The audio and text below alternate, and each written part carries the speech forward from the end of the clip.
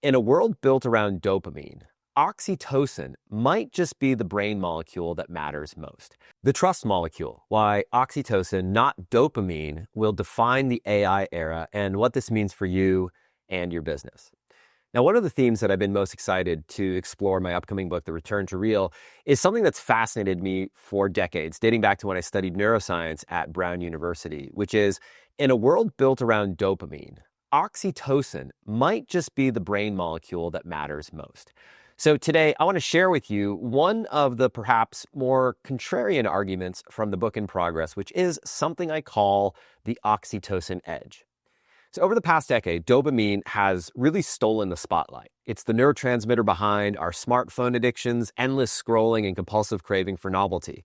Books like Dopamine Nation, which we explored in issue number 35 of The Digital Contrarian, Why the Struggle is the Solution, have made it clear. Dopamine has shaped the modern world, and not always for the better. But as we move deeper into the AI era, I believe that the next great competitive advantage in both life and business won't come from dopamine. It'll come from oxytocin. Now, oxytocin, often labeled the love hormone, is more accurately the neurotransmitter of trust, human connection, and social bonding.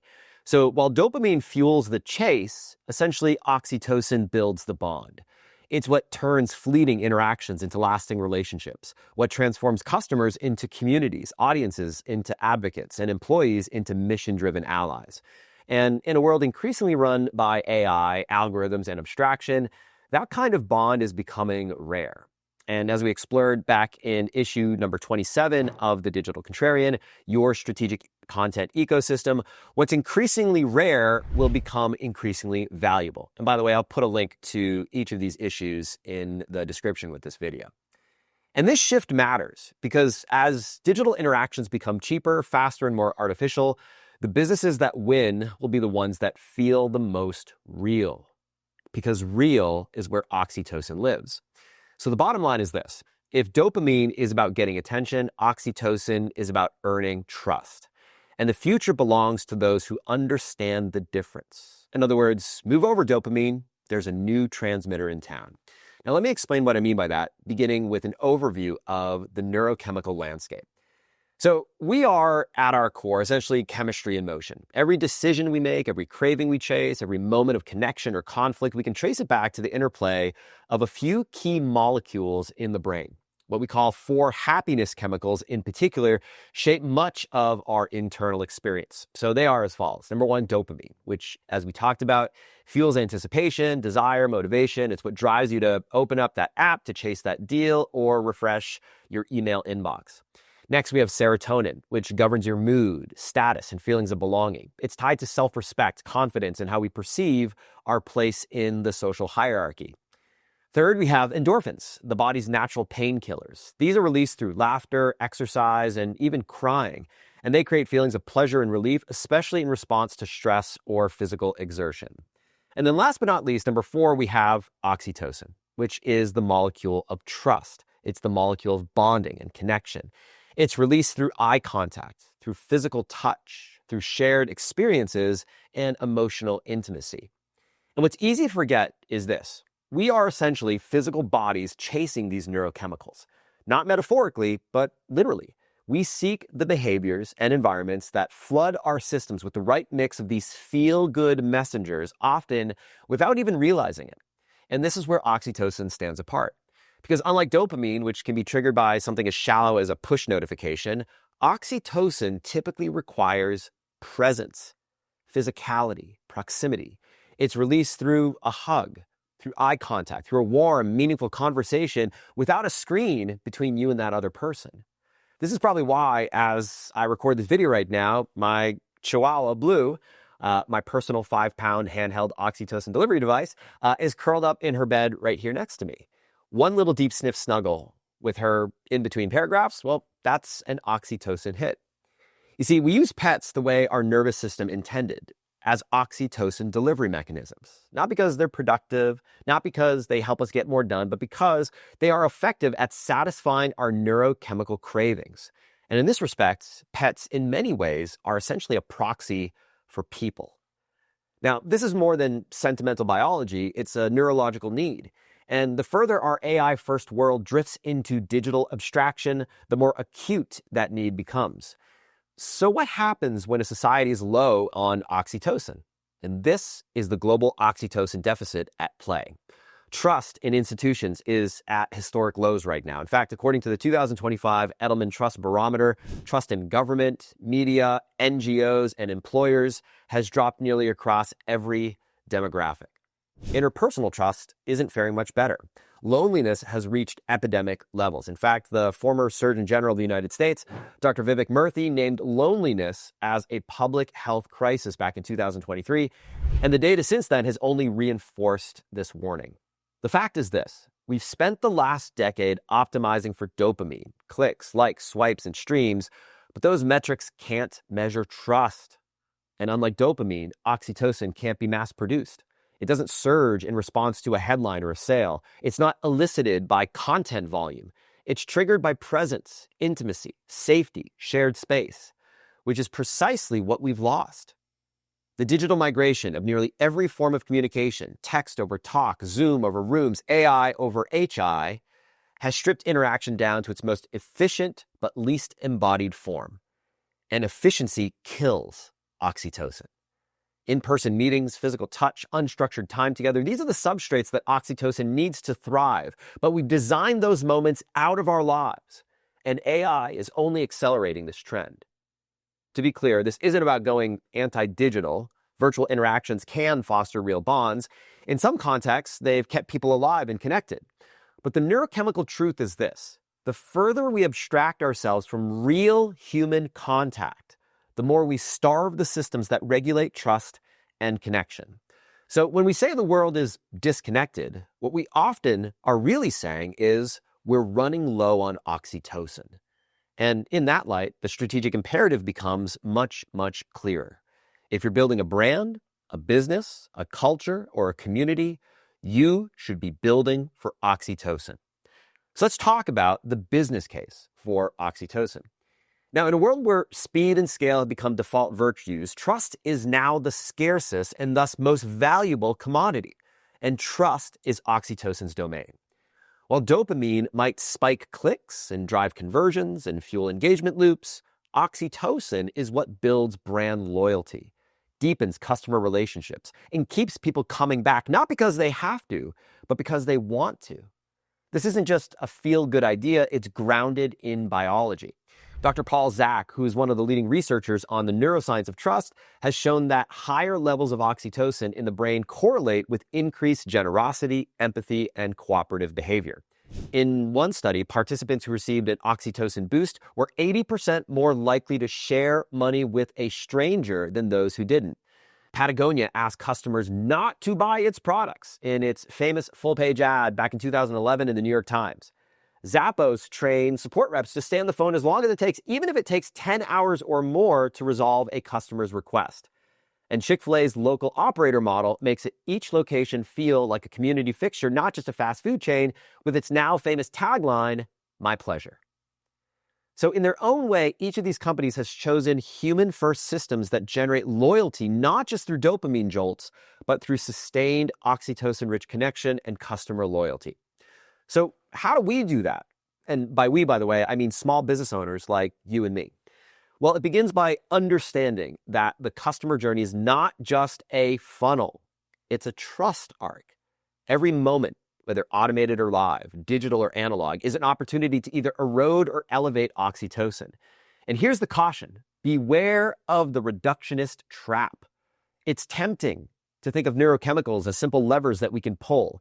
A little dopamine here, sprinkle some oxytocin there, and voila, customer for life.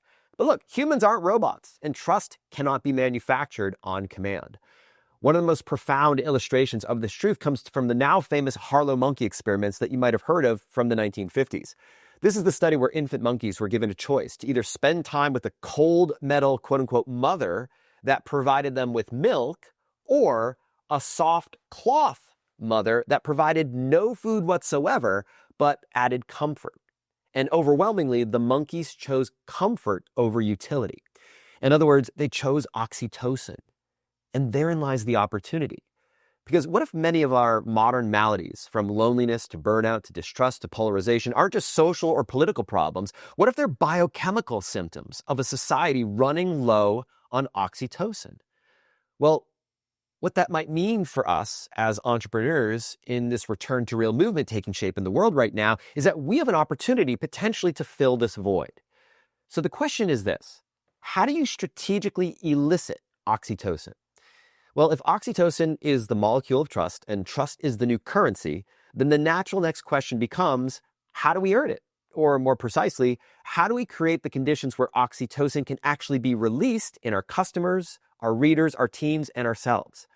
Well, here are at least 3 strategies that are rooted in biology, backed by research, and immediately applicable, especially for those of us building small, intentional businesses that we can begin considering more deeply. Beginning with number 1. Lead with personalization, but the right kind. So we often think personalization means inserting someone's name in a subject line or using AI to create personalized automation at scale. But true oxytocin-releasing personalization goes deeper. So here the oxytocin trigger is feeling seen, understood, and valued. The action is to send a thoughtful voice memo. It can't be fake. This can't be done with AI. Or it can be a personal email reply that you actually write yourself. You want to reference personal detail that someone shared in a conversation, maybe like their kiddo's name or a recent move that they made. Now, why this matters is that neuroscience shows that oxytocin is tied to feeling safe and known. So when your customers feel like you get them, when you know them, trust compounds. In fact, there's a 2015 study where leading researcher Paul Zak found that emotionally engaging narratives significantly raise oxytocin levels, increasing trust and cooperative behavior. This takes us to action number 2. Prioritize strategic in-person moments. So human beings evolved for millions and millions of years for face-to-face connection, and no technology, no video call, no AI chatbot, no photorealistic avatar comes close to replicating the chemical richness of a real-life encounter. And this has to do with pheromone release to posture recognition and more. So the oxytocin trigger here is eye contact, synchronized body language, physical presence. The action: host a customer dinner, invite clients to a retreat. So for example, I've already started planning several in-person gatherings tied to my upcoming book launch with this very idea and for this very reason in mind. Now, why does this matter? Well, in-person interactions build emotional memory, aid, and imprint loyalty in ways that no funnel or automation ever could. In fact, there's a classic study by a team of researchers led by Nathan Boss that compared 4 modes of interaction: face-to-face, video, audio, and text. And in a trust-based game, groups who met in person cooperated more quickly and reached higher trust levels than text-based groups. Even video lagged slightly behind in person. Now, this takes us to action number 3. Craft stories, not just messages. So what's really interesting is that oxytocin is released not just through touch, but also through story, especially stories that create emotional tension and resolution. So the oxytocin trigger here is narrative empathy, emotional arcs. The action: don't just share case studies, share customer journeys. Don't just explain a point, tell your audience about a personal moment that made you feel it. So why does this matter? Well, stories activate mirror neurons and foster emotional connection. Both are prerequisites for oxytocin release. In fact, there's a study here, Dr. Jorge Barraza has a storytelling experiment in 2015 that demonstrated that emotionally resonant stories increased oxytocin levels and directly predicted increased generosity and action taking. So what that all means is this: while these strategies aren't necessarily complex, they do require intention, because we built a world that optimizes for dopamine, quick hits, high speed, shiny rewards. To build for oxytocin means choosing a slower path and a more human one. But as we've explored, it's the path that leads somewhere real. And as we first explored in issue number 20 of The Digital Contrarian, Going Analog, the Ultimate Zig, it's one of the last true paths for building a moat around your business. And this takes us to the Oxytocin Paradox. Here's the part that they don't tell you, because oxytocin isn't always warm and fuzzy. Well, it's often described as the love hormone or the trust molecule, as we've talked about. Its effects are a bit more complex and occasionally more dangerous. Yes, oxytocin fosters empathy, bonding, and pro-social behavior, but it also strengthens in-group loyalty and sometimes at the expense of the other. In fact, there's a 2011 study published in PNAS that found that oxytocin can increase ethnocentrism, which is the tendency to favor your own group and distrust outsiders. So participants dosed in this study with oxytocin were more likely to sacrifice out-group members in moral dilemmas to protect their in-group. So the takeaway with this is that oxytocin can unite, but it also can divide. And in a polarized world, this matters. In a business context, for example, as your competition further entrenches itself by uniting its customers with in-person gatherings, you and your business effectively become part of the other. You become the outsider. Now, there's another paradox with oxytocin, and that's this. Oxytocin can't be hacked. As we explored in issue 48 of The Digital Contrarian, Truth, Hell, and the Lie They Believe, one of the core contrarian principles of the Return to Real is that the best things in life don't scale. Like, for example, a warm hug from one of your kids or grandkids. Oxytocin resists efficiency. It defies automation. And that's both the challenge and simultaneously the opportunity. Because when something becomes hard to fake, it becomes easier to trust.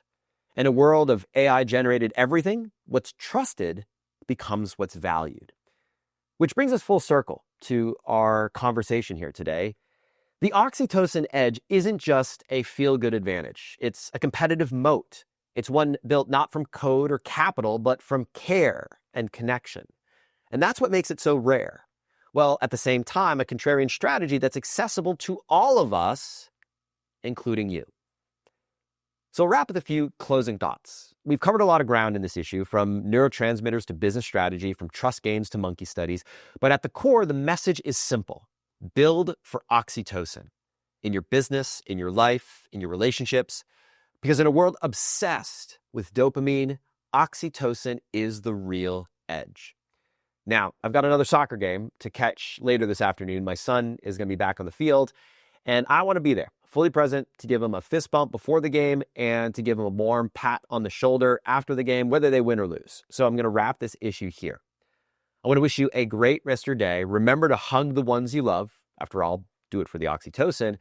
And if you enjoyed this video or it's helped make you think, I want to invite you to like, follow, and subscribe to be notified for when the next video in this series drops. Until next week, I'll see you again soon. Take care.